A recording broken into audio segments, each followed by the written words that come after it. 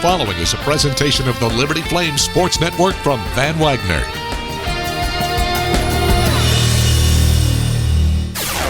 Welcome to the Liberty Flames Clubhouse Report from Van Wagner on the Liberty Flames Sports Network.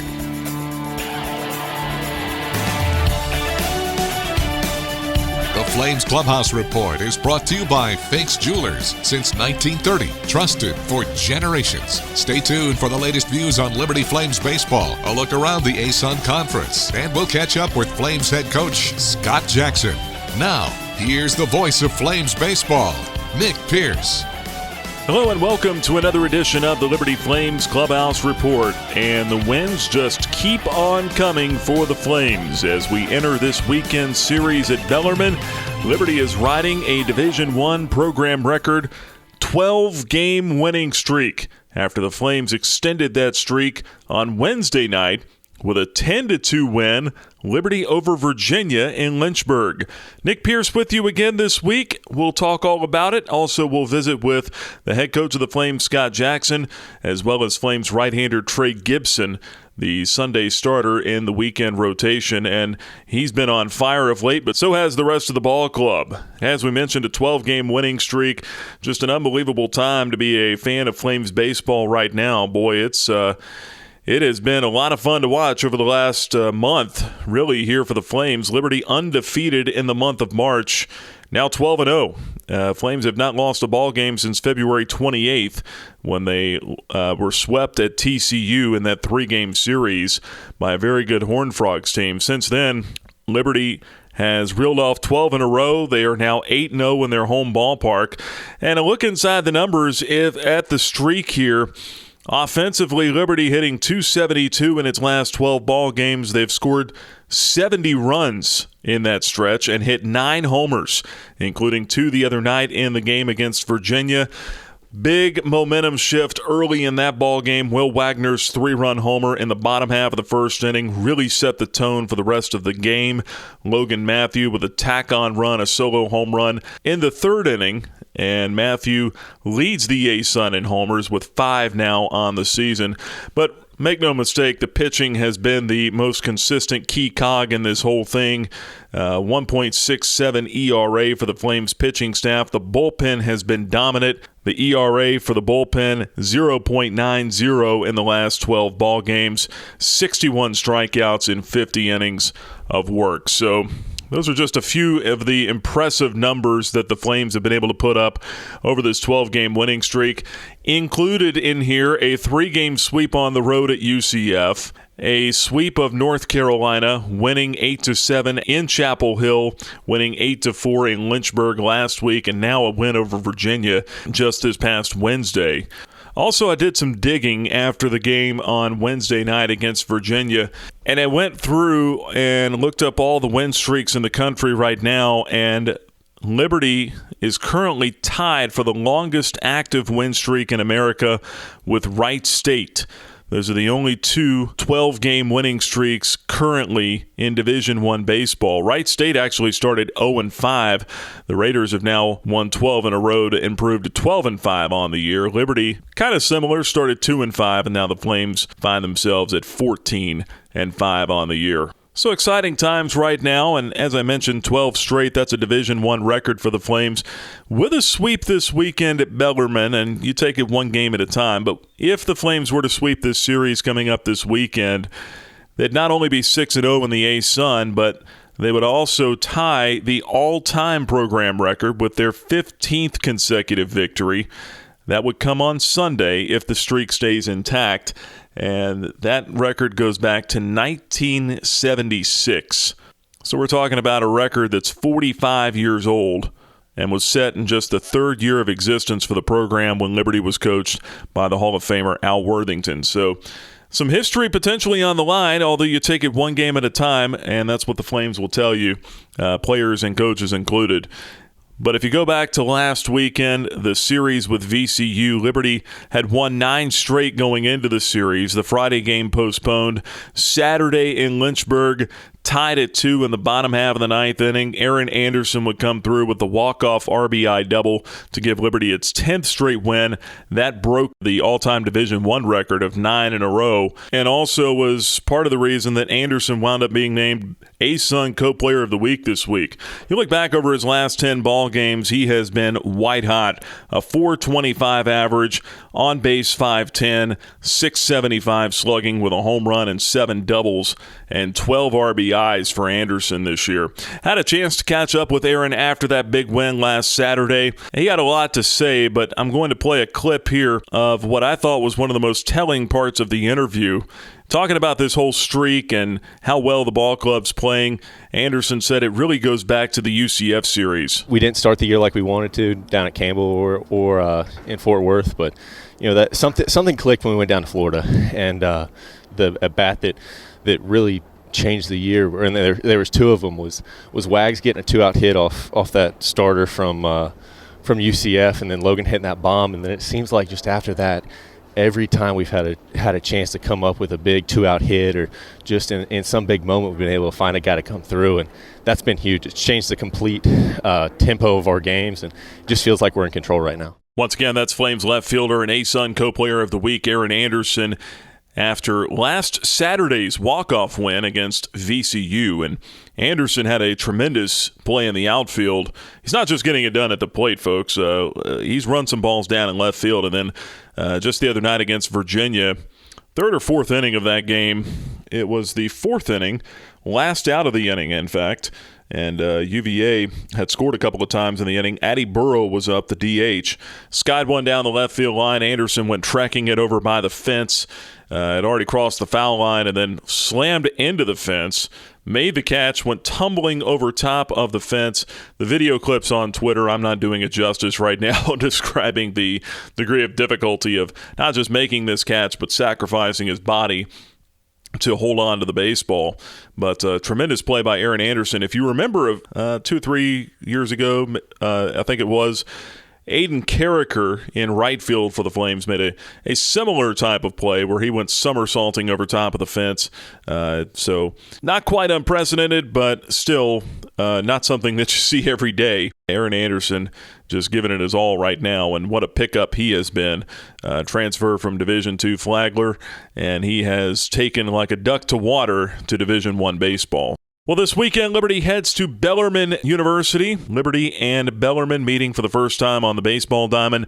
Bellarmine, much like North Alabama, ball club that's had some recent success at the Division II level, but they are making that transfer to Division I. Knights come in with a 7-11 record. They are 6-4 in their home ballpark, however, 3-3 in the ASUN. They swept North Alabama last weekend, and then they were beaten 9-1 this past Tuesday by Austin Peay in a non-conference midweek. So it'll be interesting to see what the Knights have. They're hitting .250 as a ball club. They've scored 88 runs in 18 ball games. And they've got a couple of hitters that are performing at a pretty good level. Chris Gambert, .328 average. He's hit 4 home runs.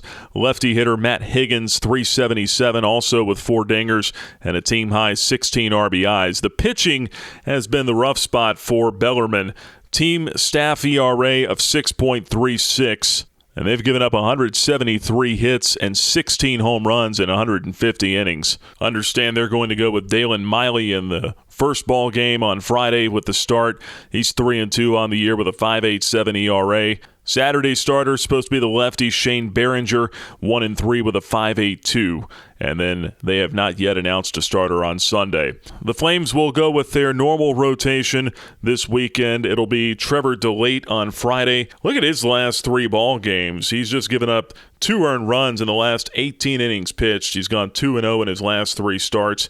DeLate on Friday. Mason Meyer on Saturday. His last 3 starts, 2-0, 14 innings of work. He's allowed 3 earned runs and has 18 strikeouts to just 2 walks. And then Trey Gibson, who we're going to chat with here in just a little bit, 3-0 in his last 3 starts. He has not allowed an earned run in his last 11 1/3 innings pitched. 5 walks, 24 strikeouts in his last 16 1/3 on the mound. Gibson will get the start on Sunday for the Flames. So that's a look ahead to the weekend series. Should be a great trip. Louisville, an outstanding city. I've not been there in quite some time.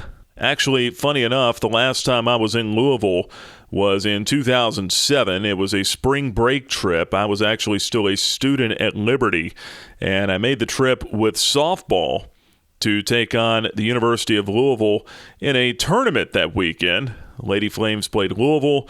They also played, I believe, Cal Berkeley. Yeah, Cal Berkeley was in that tournament. The University of Michigan, and the Flames actually beat Michigan. They were ranked number 6 in the country, and I believe it just won the national championship maybe 2 years prior to that.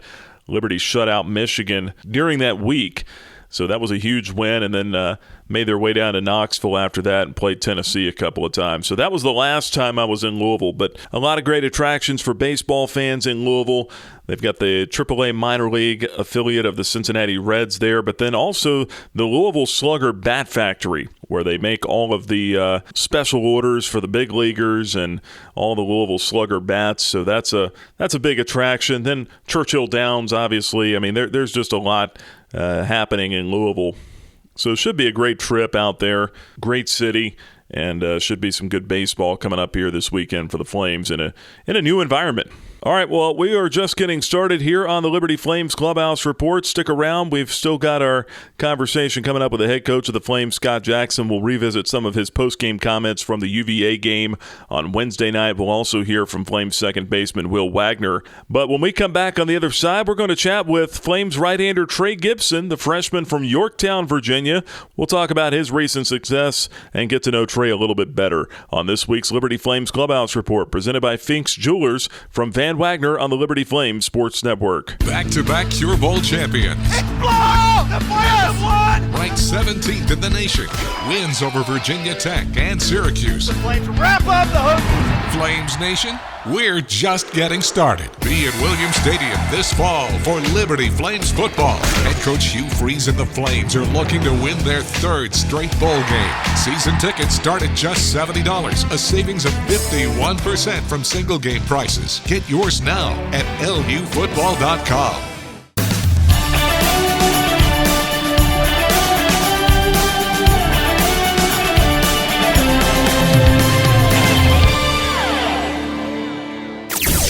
Now, back to the Liberty Flames Clubhouse Report, presented by Fink's Jewelers.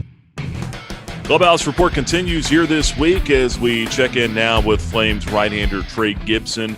And Trey is probably one of the better feel-good stories in college baseball right now, just in terms of the turnaround of a season.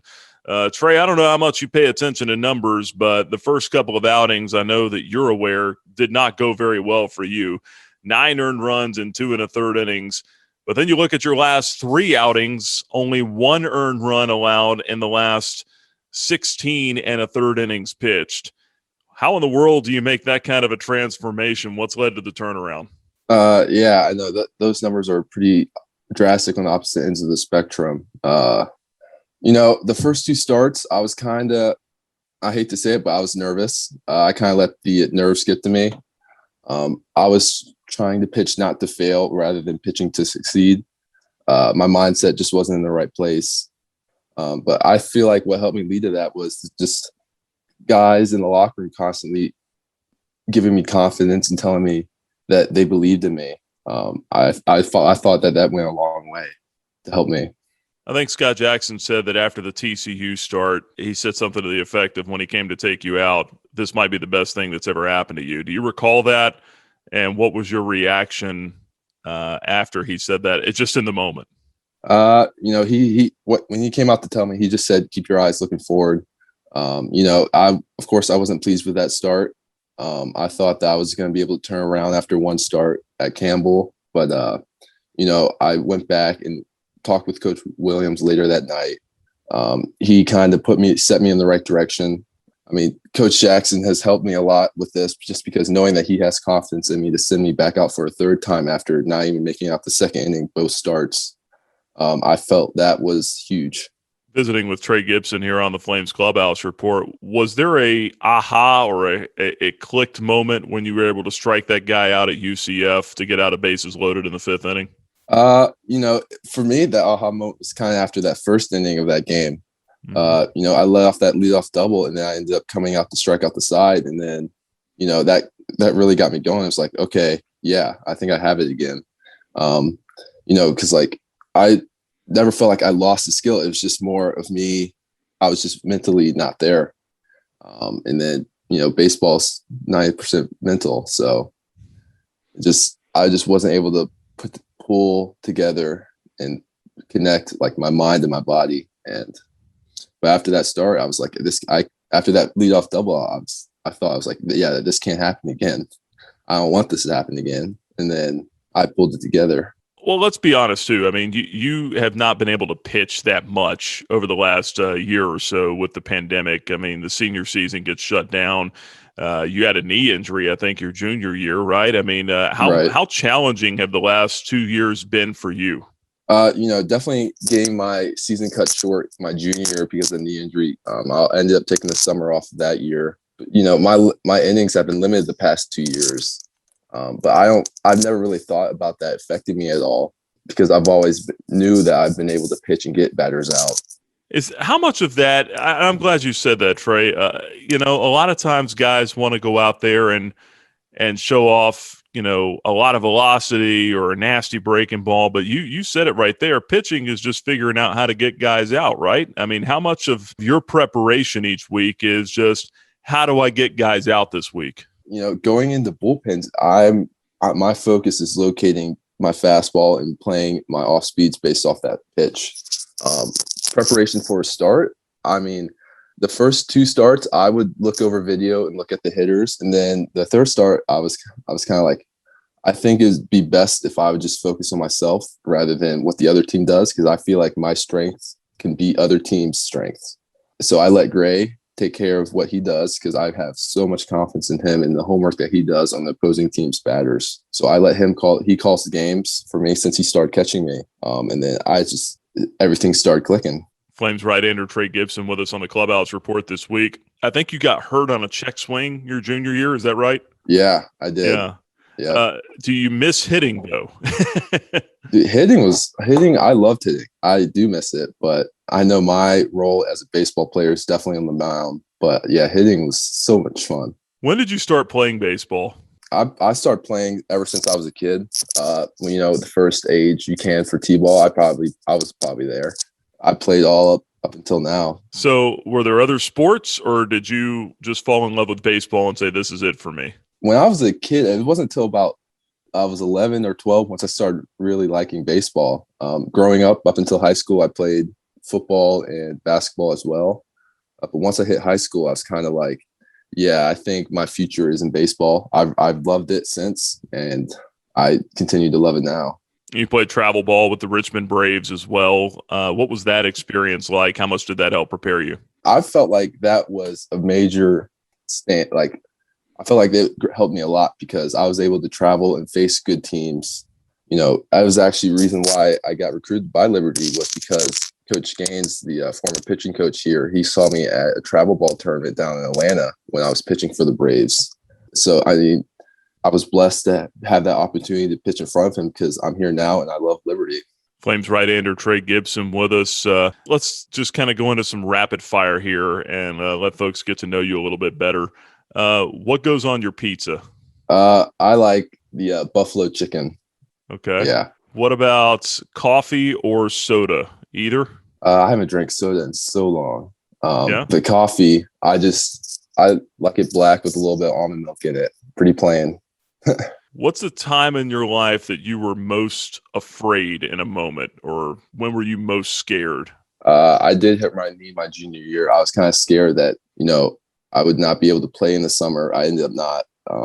But I felt like I was able to train in that summer, and I felt like I increased my performance and quality of performance greatly. So it was kind of a blessing in disguise. But, not the thought of me not playing travel ball that summer going into my senior year was just like that was the last summer I was going to be able to play travel ball. I was just really saddened by that. But it turned out to be a blessing in disguise. What about travel? Have you gone anywhere internationally in your life or anywhere that is a cool trip that you really remember? I went on a cruise with my parents back when I was around 12 for a spring break. We went to the different islands in the Bahamas, but I also went to Japan when I was an infant with my dad because I'm a fourth Japanese and he has family over there. I don't remember much of that trip, but I've been telling him ever since I really want to go back because I want to meet that side of my family. So did he grow up there? He was born in the Air Force Base there.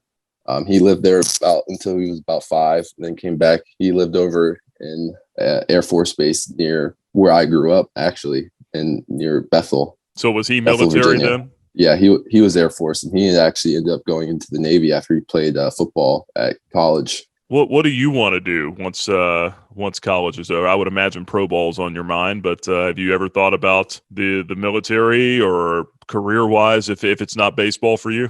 Baseball is, of course, the number one option because I love baseball, and I think having a future and a career in baseball is something I definitely want to do. But I'm majoring in mechanical engineering right now. I've always been into the technical side of like mechanics and stuff like that. So I don't know. If baseball ends up not working out, there's still a possibility of me working in baseball as creating different technologies to help increase performance. Good stuff. Trey, we appreciate the time. Congrats on the success so far. We know we're going to see a lot more of it from you, and good luck this weekend coming up here against Bellarmine. Thank you. I really appreciate it. Flames right-hander Trey Gibson with us on the Flames Clubhouse Report. Stick around. We've got the head coach joining us next, the Scott Jackson Report, presented by Beacon Credit Union. This broadcast of Liberty Flames Athletics is brought to you in part by Beacon Credit Union. Beacon Credit Union is a full-service financial institution offering a wide range of products and services. Having served Lynchburg and the surrounding area for over 75 years, our vision is to be the premier provider of quality financial services, a leader in our community, and the most progressive financial institution in our field. More information on Beacon Credit Union and all your banking needs is available online at mybcu.org. Equal housing lender, member NCUA.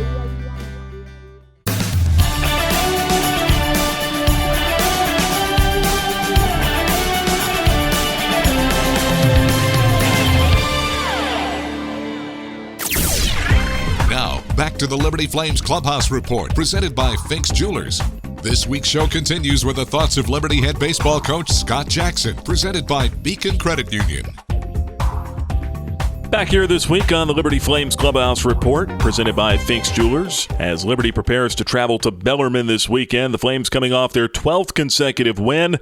Liberty over Virginia 10-2 Wednesday night in Lynchburg. Want to take you back to the post-game conversation with the head coach of the Flames, Scott Jackson. And after that, we'll hear from Flames second baseman Will Wagner, who belted a 3-run homer in that ball game. But first, it's Coach Jackson to talk about the win over UVA and what his message was to his ball club heading into the game. We really didn't talk about much before the game when we went out there, into left field. But I said, hey, look, our approach early starting the game off their starting pitcher to me was going to be the most critical thing of the night. And, man, our guys they were sensational. That's the second, midweek game that we've had here in a row where it's been loud contact in the early in the game. I'm really proud of Garrett Wilkinson, man. I thought it was a great matchup for him to put him in there against Wyatt, and your players make you look good, man, and he smokes a double right there, and he got on base twice tonight, and that's hard to do. He hadn't been in the batter's box a lot, but I thought, certainly Will's blast got us off to a great start, and then, when you get another double there and you separate, there's a big difference in 5-0 and 3-0. Yeah, and then being able to tack on after that as well, run in the third, a run in the fourth, right after they had gotten 2. It looked like your club was just able to kind of step on the gas there and do enough to just accelerate. Yeah, they helped us a little bit. There were some walks in there tonight. Just proud of our guys taking their freebies, and we got some big 2-out hits. I know Will smoked another double there, and Cam had a big hit, I thought, off a righty to line a single there over the second baseman's head. Just some veteran at bats for us tonight that put 10 runs up on the board, and it's good right now. Our guys are feeling pretty good right now. How much are guys even acknowledging the streak right now? Do you hear any of that talk down there? No, I haven't heard a word about it. If anybody said anything about it, it was me when I went in the locker room and said, hey, congratulations. By the way, you just set the school record for a winning streak. And we hadn't really talked about it since. I think our guys just want the next game and then the next pitch, and we'll go from there. 12 in a row here now, and that bullpen was sensational again here today. Mason Hand did some good things early on, got in a little bit of trouble there, I guess, in the fourth, but then David Erickson, Mason Fluharty, and Fraser Ellard bang, bang, bang, 5 2/3 scoreless innings combined. Yeah, you and I have talked about it. You just don't want to take for granted what you're seeing. My expectations have gotten so high for those guys, and they just continue to perform in big moments. And David Erickson, man, his maturity's just been incredible for our team, and somebody that has really made some, just some growth in a lot of areas with his moxie on the mound and his confidence, and you're seeing that right now. And to get Flew out there again, and he's given up a run, I think, his last couple outings, and I know I wanted so bad for him to just get off the field right there with a 0, and Cam made a great play and got us in the dugout. I thought our infield defense tonight was great with McDyer and Locklear. I don't know how many ground ball outs we had tonight, but there was a bunch of them. Yeah, for sure. And that play by Locklear, they make plays look easy that aren't. Yeah, no, and you and I have been watching it for, this is his 5th year watching those kids out there. And, I mean, again, you got to just step back and look at what you're watching every day and understand, wow, that's not an easy play. And, just the accuracy of his arm and the way his feet work. I mean, it's hard to find players like that. He's a sensational player. And if we're going to talk defense, hey, we got to give a shout-out to Aaron Anderson as well. Yeah, I mean, my goodness, that play back in the 4th inning, slams into the fence. I mean, reckless abandon for the body there, but just what a play. Yeah, no, it was. And, he's a competitor. We've talked about that before, and he's going to go get the baseball and give you all he's got. It just means something when the ball's hit to him or he gets in that batter's box, man. It's game on, and, he's been a big lift for us. I'm glad he's got a Liberty uniform on. I know that much. All right, Coach, we appreciate the time. Let's get ready to go on the road for 7 and keep the good times rolling. Okay, Nick, thanks. Here's Will. All right, that's the head coach of the Flames, Scott Jackson. Post-game comments presented by Beacon Credit Union. Flames a winner today over Virginia, 10-2, the final score. Let's talk with our Thompson Brooks Insurance Player of the Game now. Will Wagner joins us here. And, Will, big day for you. 2 for 5 at the plate, a 3-run homer in the first inning. Really jump-started things there. 4 RBIs is what you finished with on the day. Will, take me back to that at bat, and you clobbered that ball, man. I mean, what did you see up there? Thanks. I was just trying to see the ball up. I saw his first changeup, and he left it up, and I was like, okay, he's leaving the changeup up. Then I got into a 2-1 count. I was saying, don't be late on that fastball, but be ready for that changeup. And I saw the changeup up, and I got lucky and found a barrel there. Did you? Were you nervous? I mean, that ball was staying. It looked like it might go foul, but I mean, were you watching it the whole way there? Yeah, I was actually getting really nervous. It kept tailing and tailing. I thought it was going to go foul for a second, and then it stopped tailing. And then you cranked another one in the 7th inning, a double this time that skipped over the wall. Mm-hmm. Just how well were you seeing the ball up there today? I thought so. I was seeing it pretty good today. Just trying to jump on the first pitch in that last at bat. See it up again. He's a little bit slower with the velo. Threw a lot of junk, so I was just trying to see it up right there. Not just today, though, but, I mean, you look back, I mean, over your last, I think, 11 coming into today, you've been hitting .342, lots of contact, lots of loud contact, even when it's not resulting in hits. Was there anything that kind of switched for you in the last 11 games or so? I've just been working a lot with Coach Jackson, Coach Cannon, and just with my load. And we fixed my load, and I found a lot more barrels from it, and it's going up from there. Yeah, I'd say so. The ball's going up, too, up and out, and this team now just rolling along here, 12 in a row. What's the feeling in that clubhouse like right now when you guys get there for the game and then step out onto the field? I mean, take me through it. I mean, how do you even describe it right now? I mean, it probably feels like you guys can't lose to anybody. Let's just say it's a lot of fun to play baseball right now. It's fun to win. Just when you get in the locker room, everyone's smiling, making jokes. You come out here in BP, everyone's smiling and having fun, and that leads to winning right there. And that's the big part of our success right there. Not talking about the streak itself, but just overall just kind of enjoying the moment, I guess. Is that the best way to put it? Yep, inning by inning. That's what we go by right now, and it's been fun. Just try to win each inning, and that'll get us to the win. Undefeated in the midweek, undefeated against the ACC at the moment, 3-0 now. Does this season feel a little bit like 2019 at the moment? Yeah, it's starting to feel a lot like that. It's going to be a special season for sure. All right, well, we'll certainly appreciate the time. Congrats on the win here today. You excited to go to Louisville? I mean, see a new ballpark Oh, here? yeah. It'll be fun for sure. I can't wait. Just something different, you know. Yeah, it will be. And certainly have not been there to play a ball game yet. Yep. So looking forward to the 3-game set at Bellarmine here this weekend. Safe travels, and we'll see you out there. Appreciate it. Again, that's Liberty Flames second baseman Will Wagner. Had the big home run on Wednesday night in the first inning against Virginia. Also had an RBI double a little bit later. Career high 4 RBIs for Wagner as Liberty pounded Virginia 10-2.